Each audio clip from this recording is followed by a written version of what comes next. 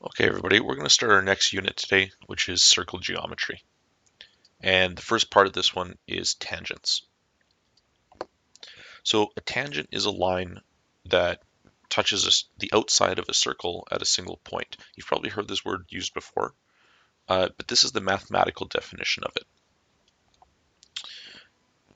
So you'll notice A to B is a tangent to this circle because it connects with the circle just at a single point, which is D. And there's a very important property called the tangent radius property. And this says or states that a tangent to a circle is perpendicular to the radius at the point of tangency, which means that if we have the radius sticking out here, that's connected directly to the tangent, the point of contact of the tangent.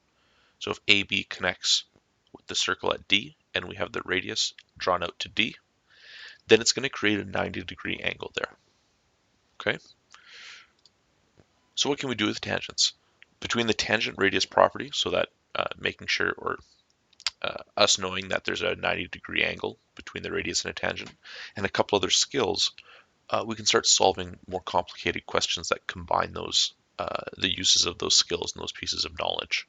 So some things to remember that we're going to be using is the sum of angles in a triangle is 180 degrees. And if we know the 90 and we know one other angle, we can figure out the third. And Pythagorean theorem. So since this is a right triangle, we can use Pythagorean theorem on it.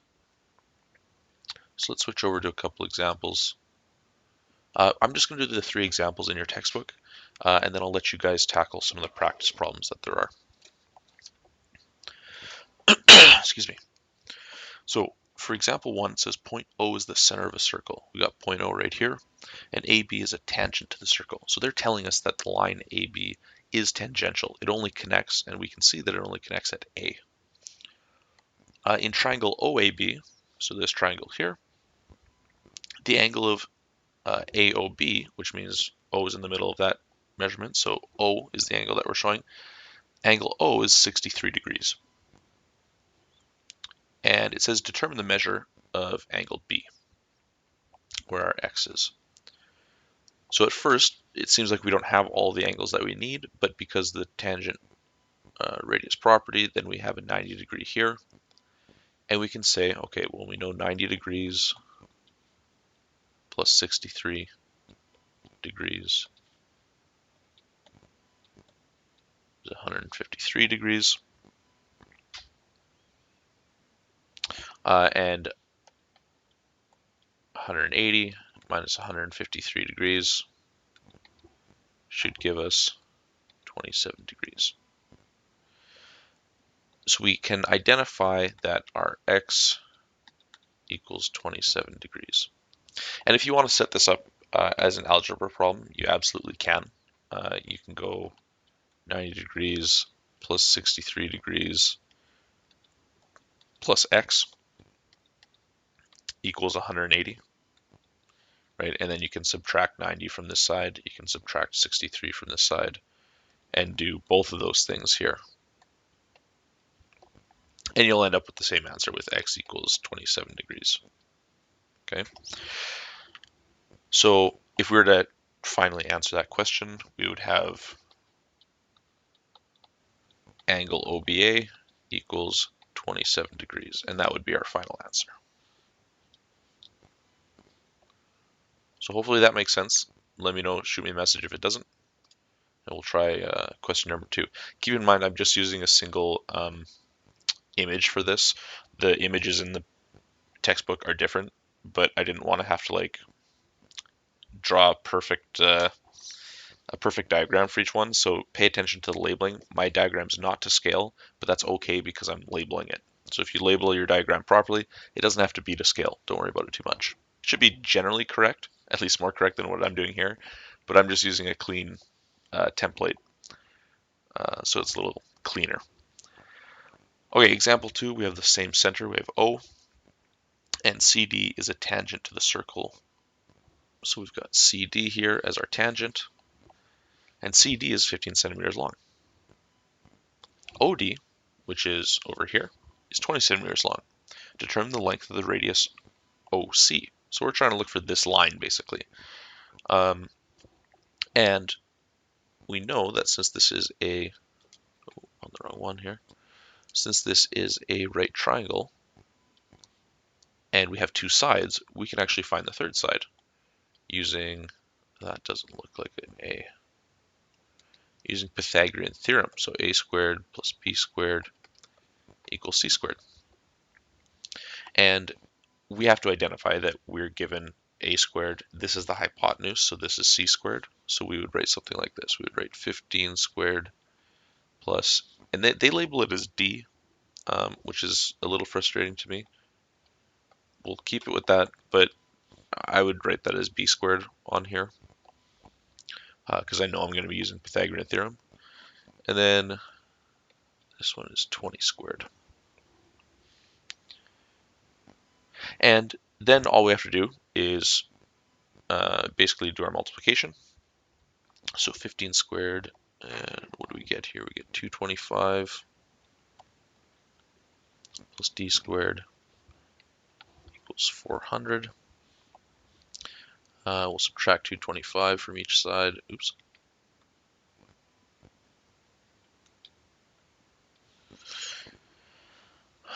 Minus 225. We get d squared equals 175. And then we need to square root it.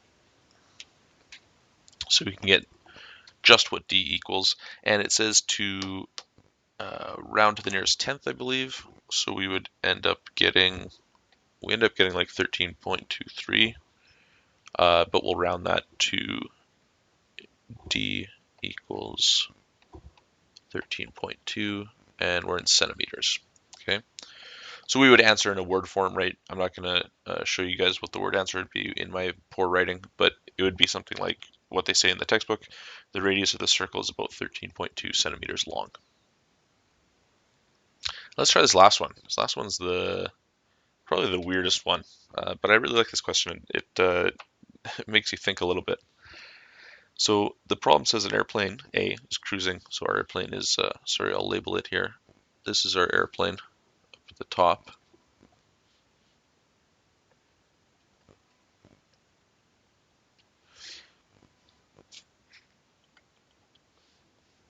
An airplane A is cruising at an altitude of 9,000 meters. So that's what we labeled here, 9,000 meters. A cross-section of Earth is a circle with a radius approximately 6,400 kilometers. So notice these two are in different units, and this one should be way bigger, but it isn't because I'm using a template. I'm sorry. A passenger wonders how far she is from point H, right here. On the horizon, she sees outside the window. So she's in this airplane, and she can see the horizon right there, and she's wondering, oh, how far away am I? Calculate this distance to the nearest kilometer. So this is, I think, a confusing question at first, but a pretty good one. So we can set this up very similar to what we did last time. We know that's a right triangle. We know we're looking for the distance between A and H. And there's one other thing that we need to realize, which is the radius here, 6,400 kilometers. Since it's the radius, it's going to stay the same no matter where we go on that circle. So this will also be 6,400 kilometers.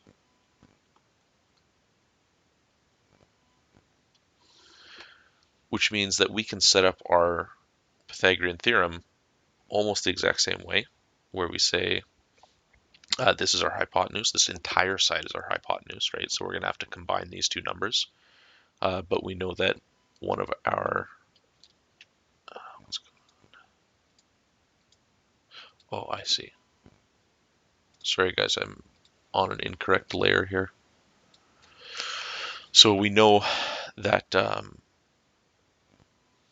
if this is a squared, then we'll go 6,400 squared plus d squared equals, and then we got to do a bit of math to figure this one out. So 9,000 meters we know is 9 kilometers, and we can add that to our 6,400 kilometers. So we'll get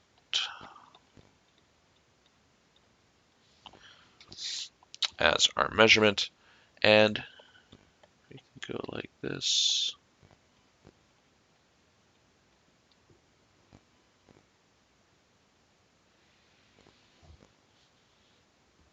And the math here is going to be gigantic. So we can write it maybe a little easier like this if we just do a bit of algebra first. So d squared equals 6409 squared minus 6400 squared. And we'll square root that whole thing first. What you end up getting if you punch it into your calculator, so this is one way you can do it algebraically, but if you have a calculator, absolutely you can plug in this, you'll just get giant numbers. But what you'll end up getting, or what you should end up getting, is around 339.